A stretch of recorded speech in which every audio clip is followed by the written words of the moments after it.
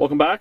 Today we're going to look at this interesting puzzle here called the Rubik's Maze. When you hear the name Rubik's Maze, you might think about a 3x3 with the stickers changed. That looks like a maze. Or more recently, the new Perplexus 2x2 and 3x3. But this was the original. In 1993, Josef Bogner and Aaron Rubik invented this puzzle. They also made the Rubik's dice together. The puzzle comes from an odd time. This is when Rubik's was branching out in the early 1990s and 2000s with different types of puzzles, not only twisty puzzles. Some examples of this are like the Rubik's dice, as I said, the 15 puzzle, and the Rubik's clock. And most of these puzzles were designed by other people other than Erno, and they just used the Rubik's name to sell the items, which is something that they still do to this day, and just slap their name onto usually other people's designs. The puzzle was released by Parker Brothers, which was shortly after bought out by Hasbro. Hasbro still sells puzzles to this day and sells Rubik's products. This puzzle came out at the same time as the Rubik's hats, which I also made a video about. I'll include a link. It is has a very similar style of packaging, where it's in a black box and you have a clear window where you see the puzzle. The maze has 6 cubes. You can see 3 and 3. They're individual little cubes that are connected all together by one join. These puzzles are called like string join puzzles, but this one's not joined by a string. Some are elastic bands. They use a ball and swivel system with 2 springs at each link.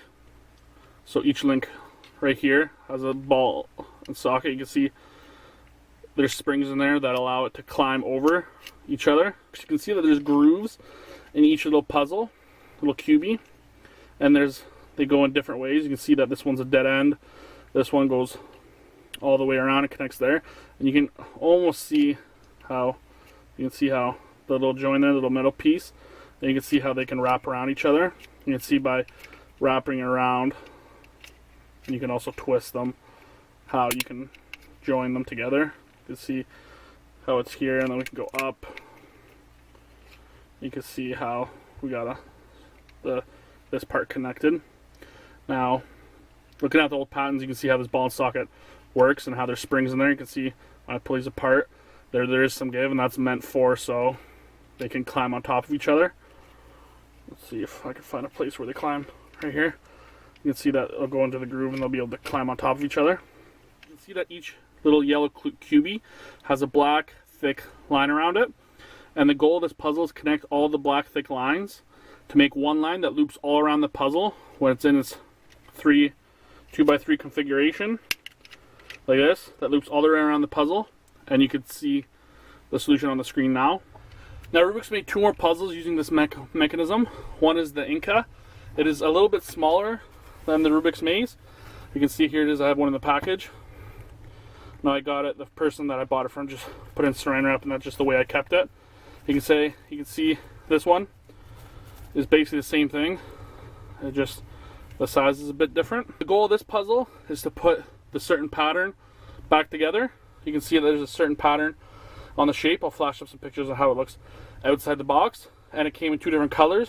So you can see this one is the blue on one side, red and white on the other side. The other puzzle they made is called the Inca Mini, or you can see in English they called it Inca Chewing Gun Game. Now this one is more of a fidget puzzle. You can see, I'll show you what it says here. Just pause it and read it. Now this is more of a fidget type, and you can see the goal of this game is to create different words with its rotating. It came in an English version, which I have here, and it also came with the Russian characters on it. And you can see it works the same way. Both these puzzles were made by Polytoys, as you can see, in Budapest, Hungary. Now this was the same company that also made the original Rubik's Cube, but back then it was called Polytechnica, and then it rebranded to Polytoys. Now, the Rubik's Maze and the Inca puzzles are rare puzzles, but they don't go for too much money. This is because the demand is not that great. The trick is to look on different auction sites on the daily to see what's posted, and to look at auctions and buy it nows, and also going on different countries' eBays and different auctioning. You'll be able to find them, especially the Rubik's Maze. You're able to find this one in Germany quite a lot. Now this is a fun puzzle, but much like the Rubik's Rabbit, once you know the solution, there's only one way to solve it. These cubies do not are not exchangeable with any others. So like this QB will always be attached to this one. You can't ever make it be anything other than that. These are great puzzles to have in a collection, and I do recommend them. And as always, thanks for watching. Please like and subscribe, and here's some prior videos to enjoy as well.